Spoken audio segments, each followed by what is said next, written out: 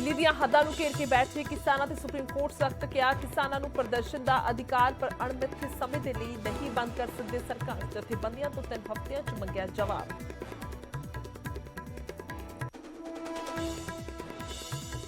Singh border ਤੇ ਕਿਸਾਨ ਜਥੇਬੰਦੀਆਂ ਦੀ ਮੀਟਿੰਗ ਜਾਰੀ। ਲਖੀਮਪੁਰ ਅਤੇ ਸਿੰਘੂ ਕਾਂਡ ਨੂੰ ਲੈ ਕੇ ਘੜ ਰਹੇ ਅਗਲੀ ਰਣਨੀਤੀ। कांग्रेस का कैप्टन अमरिंदर सिंह ते वड्डा हमला। राजा वड़िंग ने कैप्टन ने दस्सिया कंप्रोमाइज सीएम। बोले पार्टी बनाना भी समझौता ही। माफी मंगदा 4.5 साल दे विच नहीं कर सके काम। वैक्सीनेशन दे विच भारत ने रचिया इतिहास। 100 करोड़ वैक्सीन का आंकड़ा किया पार। पीएम मोदी ने RML हस्पताल पहुंच के हेल्थ वर्कर्स दे नाल कीती मुलाकात। इतिहास कायम करन दी देश नूं वधाई। पीएम मोदी ने झज्जर एम्स विच कीता विश्राम। सदन का उद्घाटन। हरियाणा के सीएम मनोहर लाल की भी कीती तारीफ। बोले 5 दहाके हरियाणा के सब तो ईमानदार सीएम। मध्य प्रदेश के पिंड दे विच क्रैश होया एयरफोर्स का एक प्लेन। अग लगन तो बाद खेतों के विच डिग्या। पैराशूट ने बचाई पायलट की जान।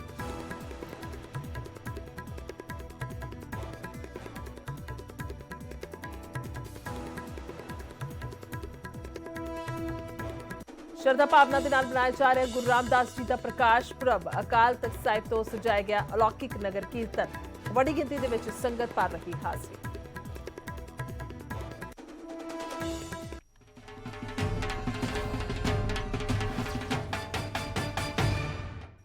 सत श्री अकाल। समय के बुलेटिन च बहुत बहुत स्वागत। मैं तुहाडे नाल गुरजोत संधू। खबरां दी शुरुआत सब तो पहला करांगे कांग्रेस तो कैप्टन अमरिंदर सिंह तो। कैप्टन अमरिंदर सिंह ते राजा वड़िंग दा वड्डा हमला सामने आया है। कैप्टन अमरिंदर सिंह नूं कंप्रोमाइज सीएम करार दिता है। कैप्टन दा वख पार्टी बनाउणा भी समझौते दा हिस्सा होना किया। कैप्टन पहला तो ही माफिया दा हिस्सा बने रहे। सो ये बड़े बड़े कह सकते हैं इल्जाम और बयान दिते गए ने राजा वड़िंग के वालों। माफी मंगदा 4.5 साल कुछ नहीं कर सके। राजा वड़िंग ने जिथे अपने 21 दिनों के कार्यकाल का कच्चा चिट्ठा रखा सारी जनता के सामने कि कुछ किया गया ट्रांसपोर्ट विभाग के उत्थे दूसरे पासे कैप्टन अमरिंदर सिंह ते गज के वरसते नजर आए ने। और खास तौर पर जेकर गल की जाए हमेशा तो राजा वड़िंग दी अजिही दिख रही है विधायक होने के नाते कि बैलेंस करके चलते नजर आए ने। ना तो तिखे शब्दों के उन्होंने कदे कैप्टन अमरिंदर सिंह नूं कुछ किया सी ते ना ही कदे साथ देंदे हुए डट के खड़ते हुए नजर आए सीगे। चन्नी या फिर गल की जाए सुजिंदर रंधावा और दे सारे नवजोत सिंह सिद्धू दे जिहड़े खेमे दे विच यानी कि बैलेंस करते नजर आते सी राजा वड़िंग। पर हुण जदों तो कैप्टन अमरिंदर सिंह दे वल्लों एक वड्डा ऐलान किया गया कांग्रेस नूं छड्डण दा और बीजेपी दे नाल रल के पार्टी बनाउण दा। उस तो बाद बीते दिन जिथे बयान आया सी राजा वड़िंग दा ते अज अपनी प्रेस कॉन्फ्रेंस दे विच भी सब तो पहला उन्हां दे वल्लों कैप्टन अमरिंदर सिंह दे बाबत ही रखा गया अपना बयान और कहा गया कि कंप्रोमाइज करते रहे ने कैप्टन अमरिंदर सिंह। उन्होंने 4.5 साल कुछ नहीं किया और असीं माफ़ी मंगते हाँ कि उन्होंने जेकर उन्होंने वालों चाहे जाता तो किया जा सकता सी। और नाल ही हर एक मुद्दे नूं लैके कंप्रोमाइज करते नजर आए ने। बेशक कोई भी मसला होवे ताईं हुण तक कोई सख्ती दे नाल कार्रवाई बादला दे कारोबार दे जो माफिया उन्होंने इल्जाम लगाए चल रहे हैं सो उस दे खिलाफ नहीं हो सकी है।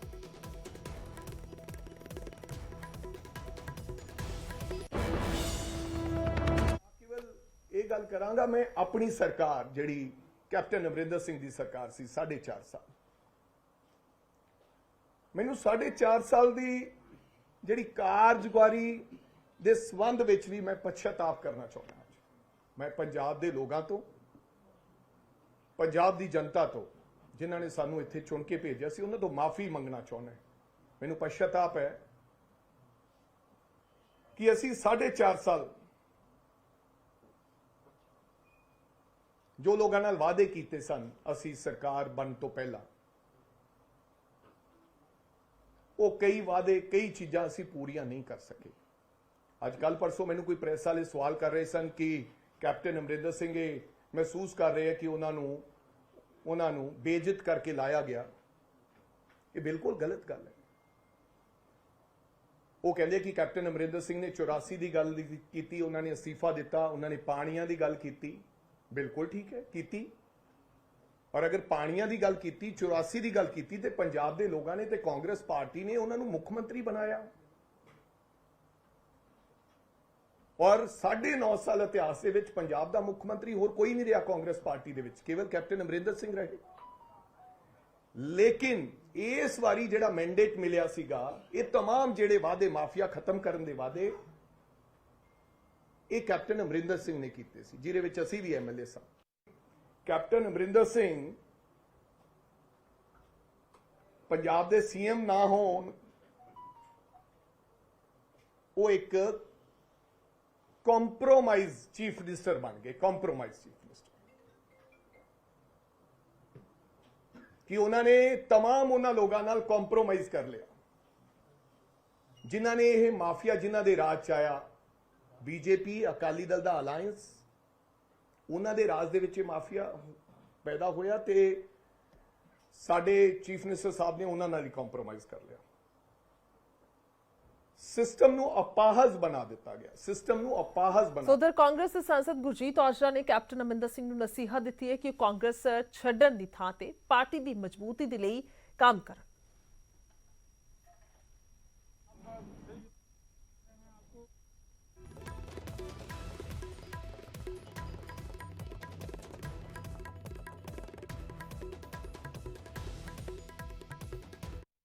ਮੰਦਭਾਗੀ ਗੱਲ ਹੈ, ਕੈਪਟਨ ਸਾਹਿਬ ਨੂੰ ਇਹ ਨਹੀਂ ਸੀ ਕਰਨਾ ਚਾਹੀਦਾ ਕਿਉਂਕਿ ਜਿੱਥੇ ਇੰਨਾ ਸਮਾਂ ਰਹੇ ਹੋ ਅਸੀਂ ਵੀ ਉਹਨਾਂ ਦੇ ਨਾਲ ਰਹੇ ਹਾਂ ਔਰ ਉਹ ਕਾਂਗਰਸ ਦੀ ਪ੍ਰੋਰਤਾ ਕਰਦੇ ਰਹੇ, ਅਸੀਂ ਉਹਨਾਂ ਦੀ ਕਰਦੇ ਰਹੇ। ਅੱਜ ਉਹ ਕਿਸ ਲਿਹਾਜ਼ ਨਾਲ ਕਹਿਣਗੇ ਕਿ ਕਾਂਗਰਸ ਮਾੜੀ ਹੈ ਜਾਂ ਕੀ ਮਾੜਾ ਹੋਇਆ, ਕਿਉਂਕਿ CM ਬਣਨਾ ਜਾਂ ਕੋਈ ਲੀਡਰ ਬਣਨਾ ਇਹ ਤੇ ਸਮਾਂ ਸਾਰ ਨਹੀਂ ਨਿਸ਼ਚਿਤ ਹੈ। ਜਿੱਦਾਂ ਅਸੀਂ ਕਹਿੰਦੇ ਹਾਂ ਕਿ ਹਰ ਬੰਦੇ ਦਾ ਸਮਾਂ ਨਿਸ਼ਚਿਤ ਹੈ, ਜੀਣ ਮਰਨ ਨਿਸ਼ਚਿਤ ਹੈ ਤੇ ਇਹਨਾਂ ਚੀਜ਼ਾਂ ਨੂੰ ਵੀ ਭਾਣਾ ਮੰਨਣਾ ਚਾਹੀਦਾ। ਇਹਨਾਂ ਦੇ ਤੇ ਗੁਰੂ ਸਾਹਿਬਾਨ ਦੀ ਕਿਰਪਾ ਵੀ ਹੋਈ ਹੈ।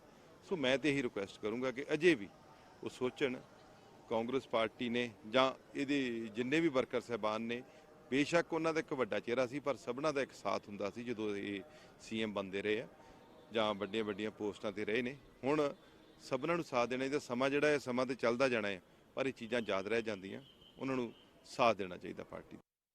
ਅੱਗੇ ਵਧਦੇ ਹਾਂ ਤੇ ਗੱਲ ਕਰਾਂਗੇ ਹੁਣ ਕਿਸਾਨਾਂ ਦੀ। ਦਿੱਲੀ ਦੀਆਂ ਸਰਹੱਦਾਂ ਘਿਰ ਕੇ ਬੈਠੇ ਕਿਸਾਨਾਂ ਤੇ ਸੁਪਰੀਮ ਕੋਰਟ ਸਖਤ ਨਜ਼ਰ ਆ ਰਹੀ ਹੈ। ਕਿਸਾਨਾਂ ਨੂੰ ਅੰਦੋਲਨ ਦਾ ਅਧਿਕਾਰ ਹੈ ਪਰ ਸੜਕਾਂ ਜਾਮ ਕਰਨ ਦਾ ਨਹੀਂ ਹੈ, ਸੁਪਰੀਮ ਕੋਰਟ ਦਾ ਕਹਿਣਾ ਹੈ। ਰਾਹ ਬੰਦ ਹੋਣ ਕਰਕੇ ਲੋਕਾਂ ਨੂੰ ਪਰੇਸ਼ਾਨੀ ਹੋ ਰਹੀ ਹੈ ਵੀ ਸੁਪਰੀਮ ਕੋਰਟ ਦੇ ਵੱਲੋਂ ਟਿੱਪਣੀ ਕੀਤੀ ਗਈ ਹੈ। ਕਿਸਾਨ ਜਥੇਬੰਦੀਆਂ ਤੋਂ 3 ਹਫ਼ਤਿਆਂ ਦੇ ਵਿੱਚ ਜਵਾਬ ਮੰਗਿਆ ਗਿਆ ਹੈ ਕਿ 3 ਹਫ਼ਤਿਆਂ ਦੇ ਵਿੱਚ ਜਵਾਬ ਦਿੱਤਾ ਜਾਵੇ। ਮਾਮਲੇ ਦੀ ਅਗਲੀ ਸੁਣਵਾਈ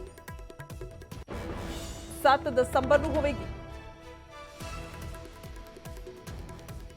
ਸੋ ਸਾਫ਼ ਤੌਰ ਤੇ ਦੱਸ ਦਈਏ ਕਿ ਵੱਡਾ ਇੱਕ ਮਸਲਾ ਹੈ ਜਦੋਂ ਕਿਸਾਨ ਜਿਹੜੇ ਨੇ ਉਹ ਘੇਰ ਕੇ ਬੈਠੇ ਹੋਏ ਨੇ, ਯਾਨੀ ਕਿ ਕਿਸਾਨਾਂ ਦੇ ਮੁਤਾਬਿਕ ਤਾਂ ਉਹਨਾਂ ਨੇ ਕੋਈ ਰਸਤਾ ਨਹੀਂ ਰੋਕਿਆ, ਜਦਕਿ ਪੁਲਿਸ ਪ੍ਰਸ਼ਾਸਨ ਦੇ ਵੱਲੋਂ ਹੀ ਸਿਰਫ ਤੇ ਸਿਰਫ ਜਿਹੜੀ ਬੈਰੀਕੇਡਿੰਗ ਕੀਤੀ ਹੋਈ ਹੈ ਉਸ ਦੇ ਕਰਕੇ ਹੀ ਲੋਕਾਂ ਦਾ ਰਸਤਾ ਰੁਕਿਆ ਹੋਇਆ। ਪਰ ਦਿੱਲੀ ਦੇ ਲੋਕ ਜਿਹੜੇ ਉਧਰੋਂ ਗੁਜ਼ਰਦੇ ਨੇ, ਹਰਿਆਣਾ ਦੇ ਨਾਲ ਸਰਹੱਦ ਲੱਗਦੀ ਹੈ, ਸੋ ਹਰਿਆਣਾ ਦੇ ਲੋਕ, ਉਹਨਾਂ ਦਾ ਕਹਿਣਾ ਕਿ ਸਾਨੂੰ ਪਰੇਸ਼ਾਨੀ ਹੁੰਦੀ ਹੈ ਜਦੋਂ ਇੱਥੇ ਸਿੰਘੂ ਬਾਰਡਰ ਤੇ ਟਿਕਰੀ ਬਾਰਡਰ ਤੇ ਬੈਠੇ ਹੋਏ ਨੇ ਕਿਸਾਨ। ਦੱਸ ਦਈਏ ਕਿ ਜਦੋਂ ਪ੍ਰਦਰਸ਼ਨ ਦੇ ਲਈ ਦਿੱਲੀ ਜਾ ਰਹੇ ਸੀ ਤਾਂ ਉੱਥੇ ਹੀ ਰੋਕ ਲਿਆ ਗਿਆ ਸੀ ਕਿਸਾਨਾਂ ਨੂੰ ਔਰ ਉਹਨਾਂ ਦੇ ਤਰਕ ਨੇ ਕਿ ਪੁਲਿਸ ਪ੍ਰਸ਼ਾਸਨ ਨੇ ਸਾਨੂੰ ਇੱਥੇ ਰੋਕਿਆ, ਨਾ ਕਿ ਅਸੀਂ ਖੁਦ ਇੱਥੇ ਰੁਕੇ ਹੋਏ ਹਾਂ। ਉਧਰ ਦੂਸਰੇ ਪਾਸੇ ਜੇਕਰ ਗੱਲ ਕੀਤੀ ਜਾਏ ਤਾਂ ਸੁਪਰੀਮ ਕੋਰਟ ਦੇ ਵੱਲੋਂ ਸਖਤ ਟਿੱਪਣੀਆਂ ਕੀਤੀਆਂ ਗਈਆਂ ਨੇ।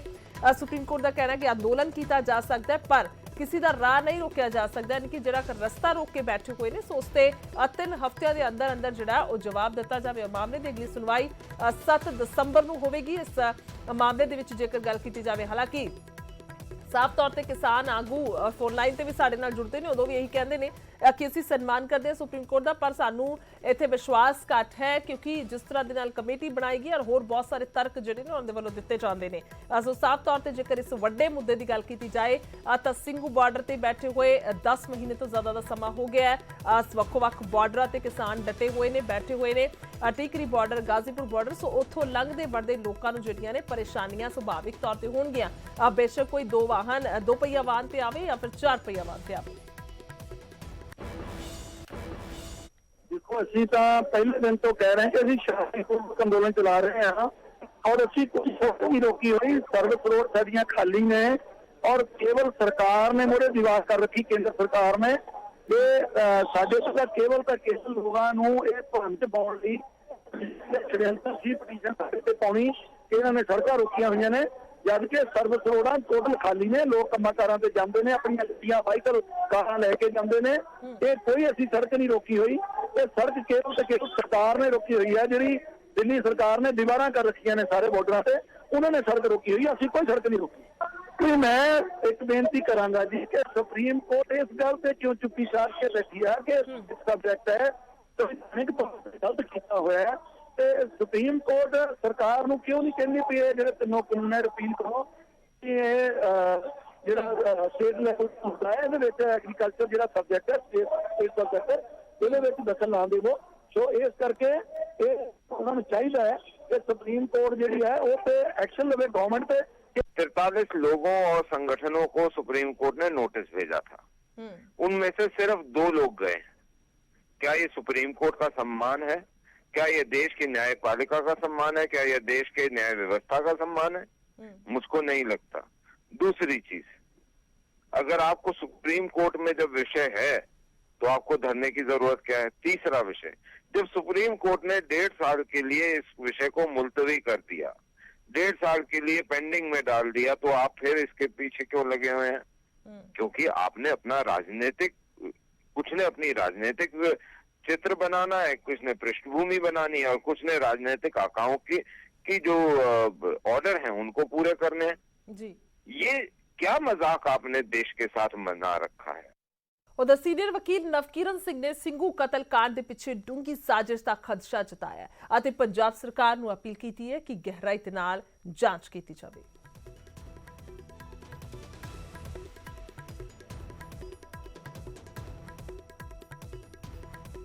ਕੋਈ ਨਾ ਕੋਈ ਕਨਸਪੀਰੇਸੀ ਹੈਗੀ ਹੈ ਵੀ ਲਖਬੀਰ ਸਿੰਘ ਨੂੰ ਆਪਣੇ ਪਿੰਡ ਤੋਂ ਕੌਣ ਲੈ ਕੇ ਗਿਆ, ਕਿਉਂਕਿ ਲਖਬੀਰ ਸਿੰਘ ਮਰਨ ਤੋਂ ਪਹਿਲੇ ਉਹਨਾਂ ਨੇ ਵੀਡੀਓ ਰਿਕਾਰਡ ਕੀਤੀ ਹੈ, ਇੱਕ ਮੋਬਾਈਲ ਨੰਬਰ ਵੀ ਦੱਸਦਾ ਵੀ ਫਲਾਣੇ ਨੇ ਸਾਨੂੰ ਲੈ ਕੇ ਆਇਆ ਤੇ ਉਹਦਾ ਮੋਬਾਈਲ ਨੰਬਰ ਹੈ ਵੇ, ਜਿਹੜਾ ਕਿ ਕੱਲ ਬਾਬਾ ਅਮਨ ਸਿੰਘ ਨੇ ਰਿਲੀਜ਼ ਕੀਤਾ। ਸਾਨੂੰ ਉਹਨੇ ਦਿਖਾਇਆ ਸੀ, ਅਸੀਂ ਆਪਣੀ ਰਿਪੋਰਟ 'ਚ ਨਹੀਂ ਲਿਖਿਆ, ਪਰ ਹੁਣ ਉਹਨੇ ਆਪ ਰਿਲੀਜ਼ ਕਰਤਾ, ਇਸ ਕਰਕੇ ਜਨਤਕ ਹੋ ਗਈ ਗੱਲ। ਸੋ ਉਹ ਸਾਰੀ ਗੱਲਾਂ ਬਾਰੇ ਵੀ ਪੰਜਾਬ ਤੋਂ ਬੰਦੇ ਤੁਰੇ ਤੇ ਕਿਸ ਤਰੀਕੇ ਨਾਲ ਕਨਸਪੀਰੇਸੀ ਦਾ ਹਿੱਸਾ ਹੈਗੇ ਨੇ, ਉਸ ਕਨਸਪੀਰੇਸੀ 'ਚ ਕੌਣ ਹੈਗੇ ਨੇ, ਉਹਦੇ ਬਾਰੇ ਅਸੀਂ ਪੰਜਾਬ ਸਰਕਾਰ ਨੂੰ ਕਹਿੰਦੇ ਆ ਕਿ ਇਹਦੀ ਜਿਹੜੀ ਹੈਗੀ ਹੈ ਡੀਪ ਰੂਟਡ ਕਨਸਪੀਰੇਸੀ ਜਿਹੜੀ ਹੈ ਉਹਨੂੰ ਰਿਵੀਲ ਕੀਤੀ ਜਾਵੇ। ਕਿਸ ਤਰੀਕੇ ਨਾਲ ਇਹ ਬੰਦੇ ਲੱਭੇ ਗਏ, ਕਿਉਂਕਿ ਲਖਬੀਰ ਸਿੰਘ ਜਿਹੜਾ ਕਿ ਇੱਕ ਨਸ਼ੇੜੀ ਸੀਗਾ, ਜੋ ਆਪਾਂ ਅਖਬਾਰਾਂ 'ਚ ਪੜ੍ਹੇ, ਆਪਾਂ ਜਾਣਦੇ ਨਹੀਂ, ਉਹਦੇ ਘਰ ਦੇ ਵੀ ਜਾਣਦੇ ਨੇ ਵੀ ਉਹਨੇ ਆਪਣੇ ਪਰਿਵਾਰ ਨੂੰ, ਆਪਣੀ ਵਹੁਟੀ ਨੂੰ, 3 ਬੱਚੀਆਂ ਨੂੰ ਅਬੈਂਡਨ ਕੀਤਾ ਹੋਇਆ ਸੀ ਤੇ ਉੱਥੇ ਮੰਡੀ ਵਿੱਚ ਕੰਮ ਕਰਦਾ ਸੀਗਾ। ਤੇ ਅਖੀਰਲੇ ਦਿਨ ਜਦੋਂ ਉਹ ਆਪਣੀ ਭੈਣ ਕੋਲ ਗਿਆ ਤੇ ਉਹਨੇ ਕਿਹਾ ਵੀ ਭੈਣਾ ਮੇਰੇ ਕੱਪੜੇ ਧੋ ਦੇ ਤੇ ਮੈਨੂੰ 50 ਰੁਪਏ ਦੇ ਦੇ ਤੇ ਮੈਂ ਸ਼ਾਹਾਂ ਦੇ ਕੋਲ ਜਾਣਾ। ਇਹ ਉਹਦੀ ਭੈਣ ਦਾ ਬਿਆਨ ਹੈ। ਤੇ ਸ਼ਾਹ ਜਿਹੜਾ ਹੈਗਾ ਉਹ ਇੱਕ ਬੰਦਾ ਹੈ ਜਿਹਦੀ ਉੱਥੇ ਮੰਡੀ ਦੇ ਵਿੱਚ ਦੁਕਾਨ ਹੈਗੀ ਹੈ, ਆੜਤ ਦੀ ਦੁਕਾਨ ਹੈ। ਤੇ ਉਸ ਤੋਂ ਬਾਅਦ ਜਿਹੜਾ ਹੈਗਾ ਉਹ ਬਜਾਏ ਕਿ ਸ਼ਾਹ ਕੋਲ ਜਾਵੇ, ਉਹ ਕਿਸੇ ਦੇ ਨਾਲ ਜਿਹੜਾ ਹੈਗਾ ਅਲਟੀਮੇਟਲੀ ਸਿੰਘੂ ਬਾਰਡਰ ਮਿਲ ਗਿਆ, ਪਹੁੰਚ ਗਿਆ। ਉੱਥੇ ਉਹ ਕਿਵੇਂ ਇੰਡਕਟ ਹੋਇਆ ਉਹ ਤੁਹਾਨੂੰ ਸਾਰਿਆਂ ਨੂੰ ਪਤਾ ਹੈ। ਸੋ ਫਿਲਹਾਲ ਖਬਰਾਂ ਇਸੇ ਤਰ੍ਹਾਂ ਦੇ ਨਾਲ ਚੱਲਦੀਆਂ ਰਹਿਣਗੀਆਂ, ਇੱਕ ਛੋਟਾ ਜਿਹਾ ਬ੍ਰੇਕ ਲੈਂਦੇ ਹਾਂ।